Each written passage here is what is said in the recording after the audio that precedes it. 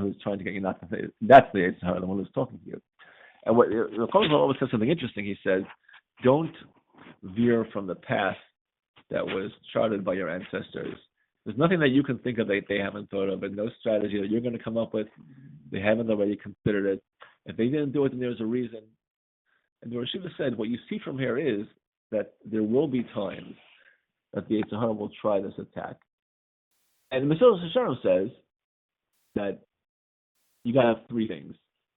You've got to be very, very sincere and motivated only by the desire to do what's right. If you have anything else, if your desire is anything else, then forget it. You'll be blinded by the short term. If you're looking for honor or prestige or a feeling of accomplishment, then forget it. It says, second of all, you have to put in a lot of time and put in the time and the effort to think things through. You really have to think about it. Don't just say, "Oh well, yes, that looks like a wonderful idea," but think about it. We don't want to be bothered with the facts. I'm inspired. Don't bother me with the facts. But you have to think about the facts and think about the different possibilities and the consequences. Even though it seems like a party pooper, we're so idealistic. Why do we have to sit here, crunching numbers and doing technical analysis and making lists? But you have to do those things. If you're a rabbi, has a very hard job. Yeah, right, exactly. Because the group that he's ministering to becomes so idealistic, and so they're from within the rabbi. Right. Yeah. Well, I think they are. Yeah. Well, that's you have to be. Idealism is very. And he says, third of all, you have to trust in Hashem. With all of your efforts, you need Hashem's guidance. If you have all three of these ingredients, absolutely sincere motivation, time and effort to analyze things properly, and trust in Hashem, then you can go right. Otherwise, you can go wrong. So are you talking about things that are permitted? Things that are not right. Things that are not codified into law. Things that are, in a certain sense, optional. So he writes this in Chassidus, which is one of the higher levels in the book. It's the level that a person attains once they have done everything they're obligated to do, and they want to do more for Hashem. Now, it's obviously a high level. We're not necessarily there, but we can. The rule of thumb in a book like this is that we can. It's not an all or nothing, and we can attain, aspects of it. Anytime we do something that we're not strictly obligated to, anytime we do something that comes out of inspiration and out of a desire, so that's a form of chassidus. So if we want to start a fundraiser for charity, or we want to, start a project to help a friend, or take on an extra type of davening that's maybe beyond the minimum, or whatever it is, we're in that realm because I'm doing something that you can't say in chapter and verse is a requirement. So once it's not in chapter and verse a requirement, say, well, why not? That's the beginning of, that's the first red flag. Why not? There always is going to be a why not. Is it as if you've taken a vow later? Is it as if you've taken a vow? Yeah. You have to be careful about good practices. A good practice that is adopted without any caveat can sometimes potentially be in the realm of a vow. The rule is that when you make a commitment to do something good, it can be considered binding, more quickly than a regular commitment. So, if I go to the movies with you, that's not considered a vow, although you should keep your word. You have to say something a little more specific. When you say, I'm going to give $10 to charity, that might be binding, even if you said it in the same casual kind of. So you have to be careful. Rabbi Edelman is one thing. Everybody, he will always say "blin" about anything, because anytime I guess because he's always the mitzvah. So if you say anything which is a mitzvah, you'll come to a class, or you'll give tzedakah, you'll come to shul. Those are all things those are all mitzvahs, and it could be a vow. So I try. I'm not always good, but I do try. When I have the minimum WhatsApp, I try to write "blin" or I'm going to come, because sometimes you don't end up coming. But it's continually coming to the spouse. It doesn't become a. So they say 3 times. A good practice that would, I think, typically refer to something which is, I don't know if coming to a class pertains, because a class, by definition, it's not a practice. It's something what you do. It would be more like keeping Chol Yisrael or say davening Maariv. Something which it's those who observe it, it's a certain level of observance that people take on as a matter of law, as a matter of commitment. So then, if you do it 3 times, you've committed yourself. Whereas if I pass a beggar in the street and give him $1, and the next day, it doesn't mean I committed to giving him $1 every day. It's just I happened to see him 3 times in a row, and I felt like giving him $1. It's not if he had if I signed up for kind of, let's say, a monthly donation, then maybe that would be like some kind of. So I light a number of candles for Friday night for Sabbath, and when we made our first promise, we were having a lot of people, and they were coming to us. The meal was in the house Friday night, and the shop and we were going to have a lot of women waiting, so I was very nervous. But okay, when I go away for Shabbos, I always only do 2 candles. So what's the problem? I said, I don't know about that. So we have to have 8 of them. He said, to be master another, you have to, So the example was that a woman typically lights, minimum of 2 candles, but some people light more than 2 candles for Shabbos. So let's say a woman typically lights, 6 candles on Friday evening, and then there's a particular, she's having a few guests over, and they're all going to light candles. There's not room for so many candles. She wants to light, only 2 candles that week. Now, even people light multiple candles, it's accepted that when you're away from home, you only light 2. You light the minimum. So the thing is, well, okay, so the same way when I go away, I only light 2 candles this week, even though I'm home, but because I'm having guests, I only want to light 2 candles. So the suggestion was that it would require potentially an annulment of vows, because the practice of lighting the 6 candles in your home is a fixed, regular practice that a person adopts. And if that's your practice, to change that even on a one-time basis isn't necessarily allowed. And again, it doesn't mean these things aren't definitely vows, but they at least run the risk of being potentially considered vows, and it's advisable to treat them as vows. And again, you can always, not a hard thing to do, just get 3 men together, and only one of them has to really know what he's talking about, but he can advise the other 2. They form a rabbinical accord. It takes about 30 seconds, and it can be done. We do it as a matter of course on Erev Rosh Hashanah. Typically, the custom to do annulment of vows, but that's one of the things we talk about: vows, oaths, all kinds of different terminology. A good practice adopted 3 times without the freezing complete header. It's good to be mindful, right? It's another message and that's one of the suggestions I think about. Before we get into all the inspiration of the Day of Atonement, the good message is that be careful about what you say, and take your words seriously, because anything you say, may come back to it may come back to you. We'll come back to you. So does the annulment of vows if it takes place according to the faith? So it's very difficult to understand what it is they're actually doing at Kol Nidre. There's no base in. It doesn't meet the halachic standards. So it's unclear what it actually does do, other than just send a message. It may have mystical association. Well, the one we do in Rosh Hashanah is more likely to work. Even that one, it's generic. Right. Mention any specific vows. Everyone uses the same text. So, but the easiest thing is you have a concern. Again, I've done it. I've seen it done. I've been on both sides of the table in terms of annulment. It's not a difficult thing to set up. If you have any particular practices that you ever think you may have adopted, and you want to just annul them, you get a few people together, and it's easy to do it. Probably. They don't all have to be rabbis, though. You need one person who knows the law, and he can just counsel the other 2 men on how to behave in the court. It doesn't have all the requirements of, for instance, you can have relatives can be on the court. But I think when I did it, you and yeah. were just for service. Yeah, so you can have members of the same family can be on the court. It doesn't have the same strict standards as a regular court. I don't think bribery is an issue. I always like 9 candles. Some of them was too late to light, and that's what's on extra. Some of it we didn't have. Right. Right.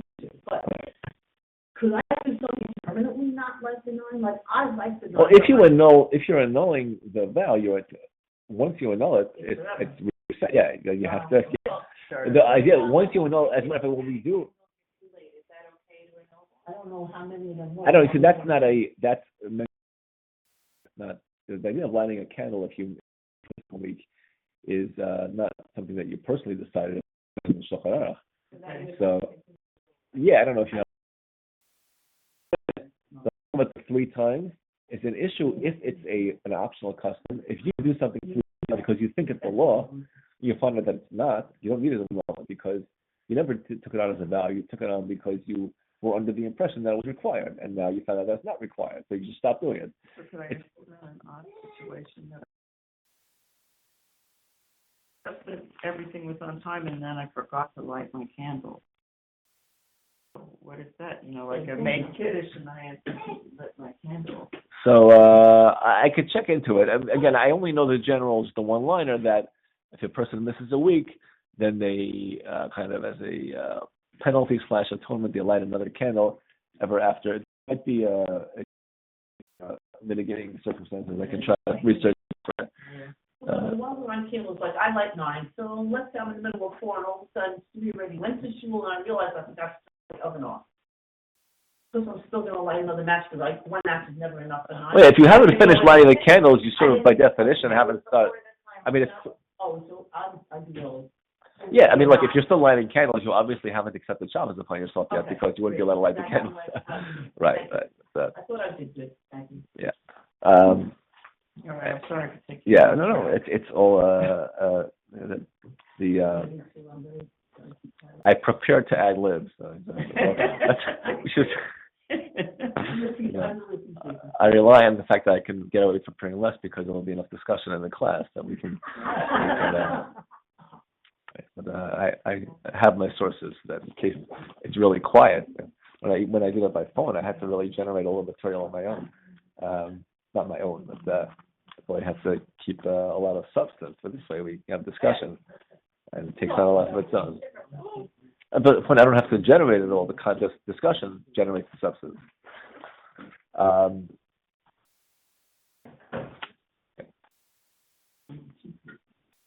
So, yeah, there's a few interesting. We have the double parsha this week again, Behar and Bechukosai. So Behar is mostly has mitzvahs in it. The mitzvah of Shemitah is the 7th year, which is the year of no farming in Israel, and also a year of abolishing debts anywhere. Yeah. And there's various laws, largely about the theme is kind of, it talks about the sabbatical year, but then it also talks about interpersonal things, treating each other fairly, not cheating, and also being compassionate in terms of giving loans to people who've fallen on hard times. The Gemara talks about the progression of a person who, the Torah alludes to the fact that a person who doesn't keep the laws of the Shemitah ends up losing money and falling on financially hard times. There's a message. The Torah talks about, well, first of all, the fact that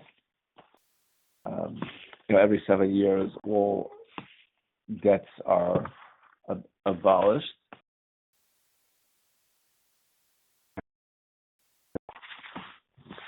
The Jubilee year, when, again, in Israel specifically, any ancestral field which was sold reverts to the owner, all servants are free, and things like that. Everything goes back. It's like a reset. The Torah says the land shouldn't be sold permanently to anyone because the land belongs to me. You're all just temporary residents in this land.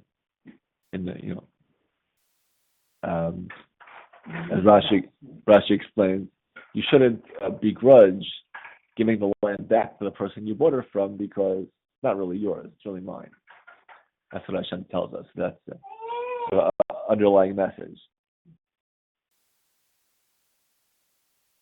Ramban says similar that Torah does not want you to have a hard time fulfilling this mitzvah of Yovel because the land belongs to me, says Hashem. I don't want the land in Israel to be sold on a permanent basis the way you might sell land somewhere else in the world.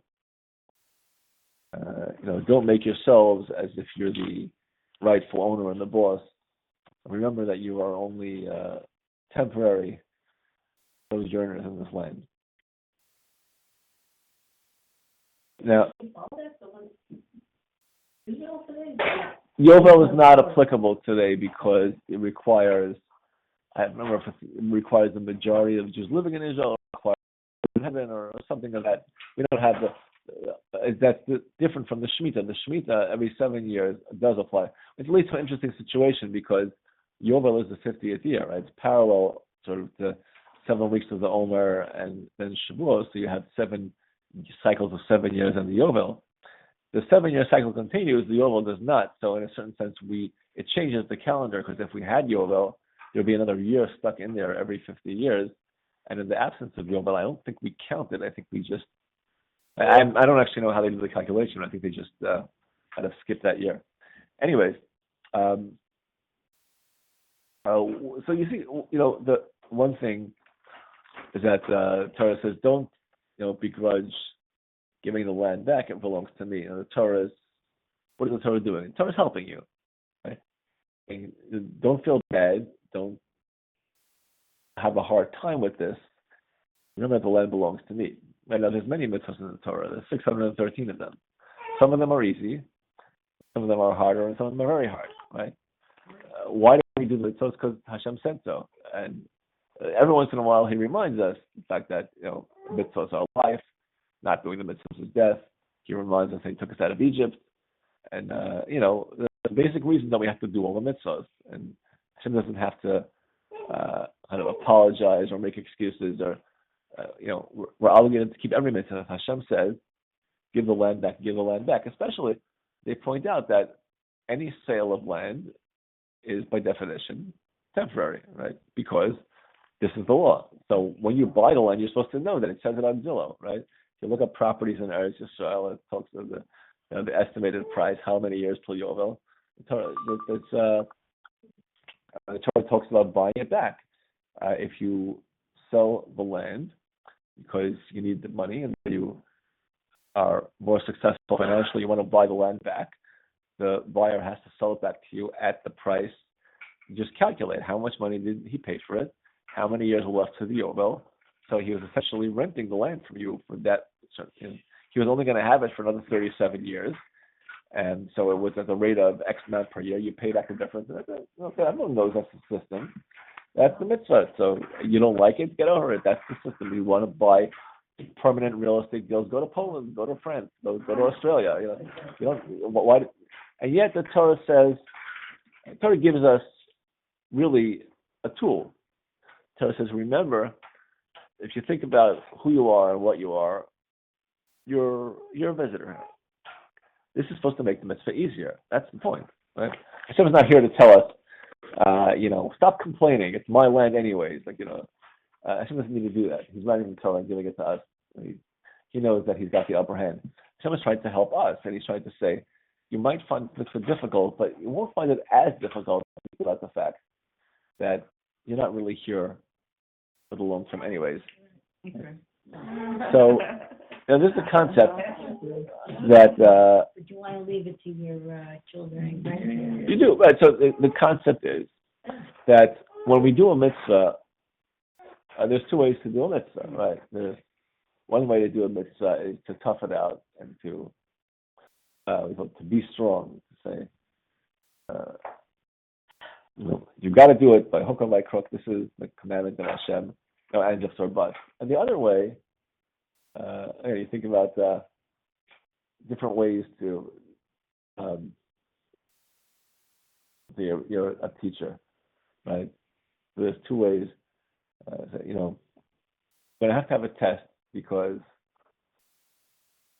Why do we have to have a test? Why do we always having tests? Well, there's going to be a reason at the end of the year, and by having periodic tests, they'll help you master the material. If I don't give you a test now, I'll have to give you one next week because the principal said I have to. The other way is say, you're having a test tomorrow.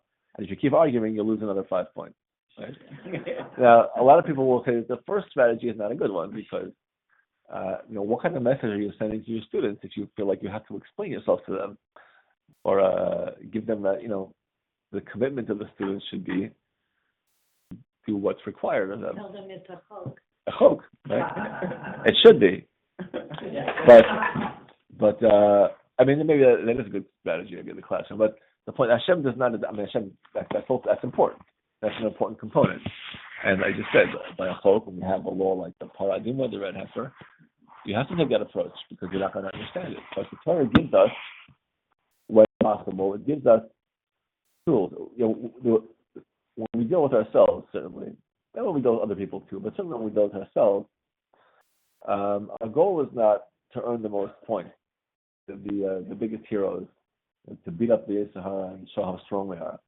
Our goal is to be successful and to make things work. And if that requires a little bit of negotiation with ourselves, we call minimizing the challenge. We should do that, even when it's a chok, like the Torah says by the paradigma. Those cooking the Torah, this is the law that you're not going to understand. Why does the Torah do that? It's for exactly the same reason, because we're not going to understand it. And that's distressing. The Torah says, look, I'm warning you, you're not going to understand this. The Torah does have to take this thing out of it, to remind us it's okay. It's really to validate and to make us more comfortable with the idea. Because Hashem looks for ways to make things easier for us. And we should also look for ways to make things easier for ourselves. Because don't worry, we'll get challenged when we need to be challenged. The challenges will be there and they will be challenged.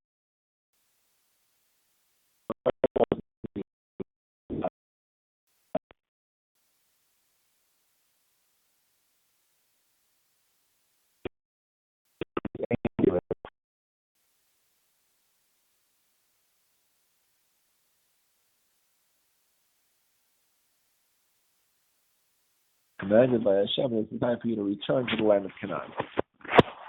So he calls his wives, Rachel and Leah, out to the field where he's out there with the sheep, tending the sheep, and he says to them the following: you know that I've been here for 20 years, you know what a faithful worker I've been, and you know how much your father has mistreated me.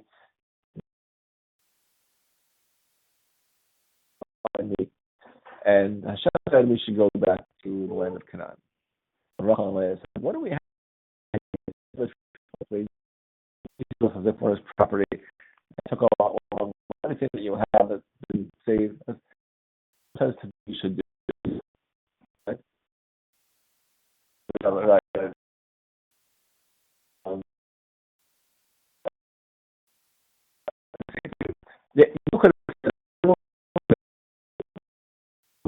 That's not easy to do. Jacob said, look at this. Look at the situation we're in. We're in such an uncomfortable position here. We're so compromised, so disadvantaged. It would be so much better to be somewhere else, and especially if it could be the land of Israel. And guess what? That's exactly what Hashem is asking us to do. And his wives, they picked up on that. They took the ball in their mouth and they said, you know, what could be worse than staying here? What could be better than going there? And that's exactly what Hashem wants us to do. Let's do it. So these are the Avos and the Amos. These are Yaakov, our forefather, our foremothers.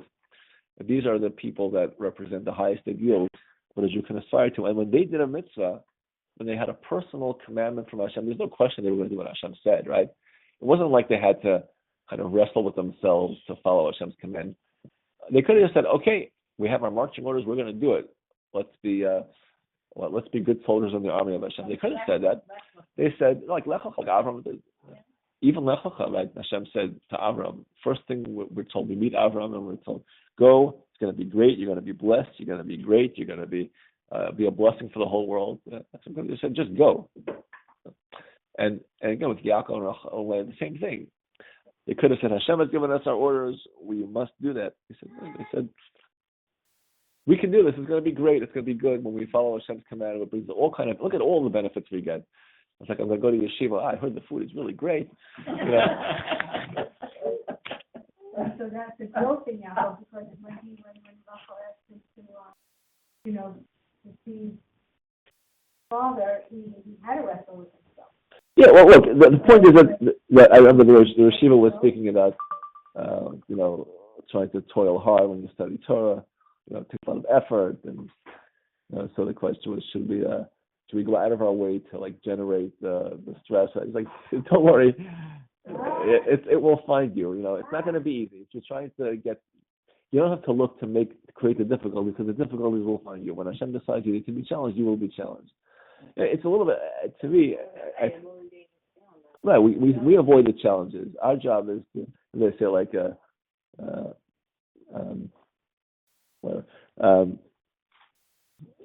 not for this venue, but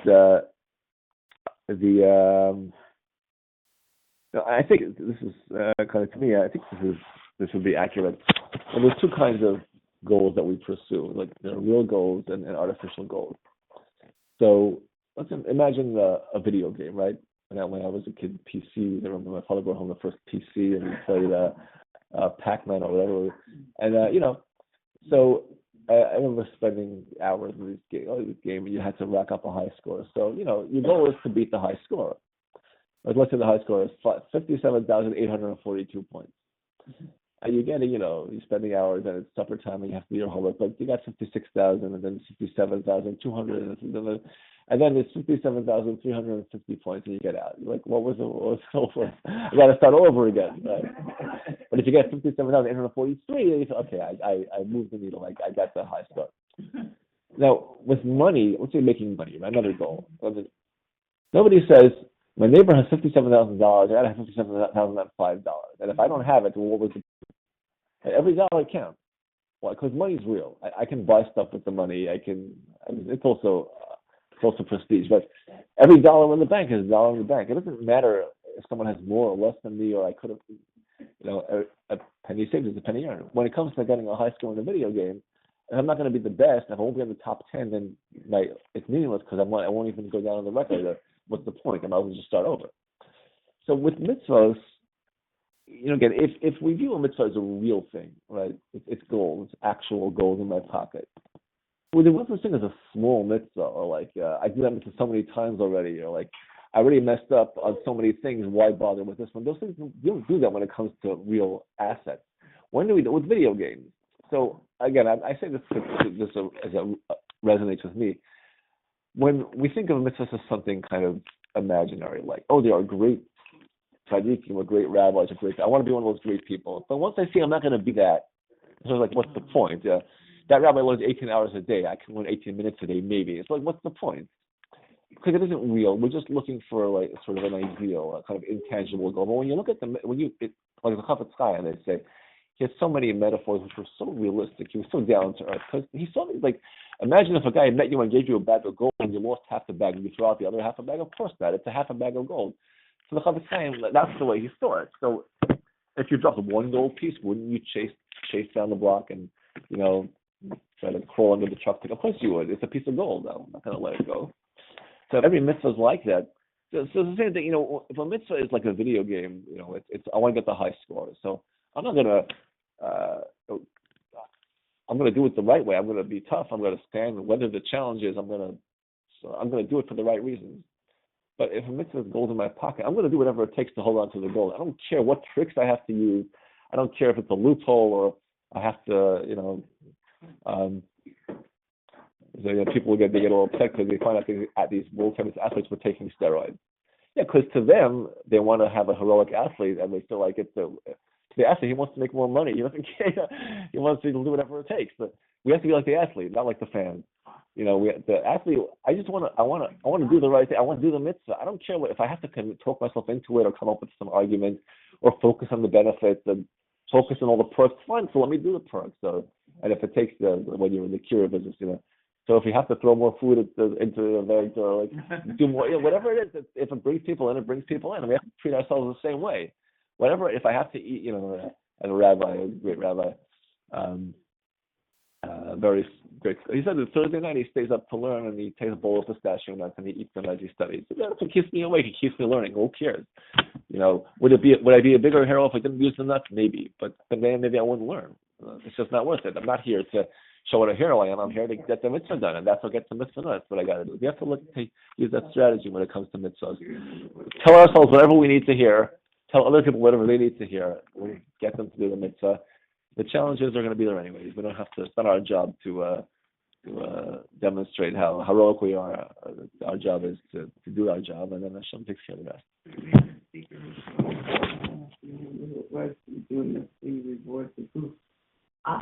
Yeah, when you do a mitzvah, you give yourself a pat on the back. Give your body pamper yourself a little. That's another siyum. A siyum is it's yeah. You can say I'll study Torah. I don't want the accolades. No, you have to have accolades for yourself and for other people. You don't celebrate this. You celebrate. party for your birthday or for your this and for your that. You're not going to make a party when you finish tomorrow. Okay. Have a good week, everyone. To be continued. Thanks for tuning in. Thank you. Bye-bye.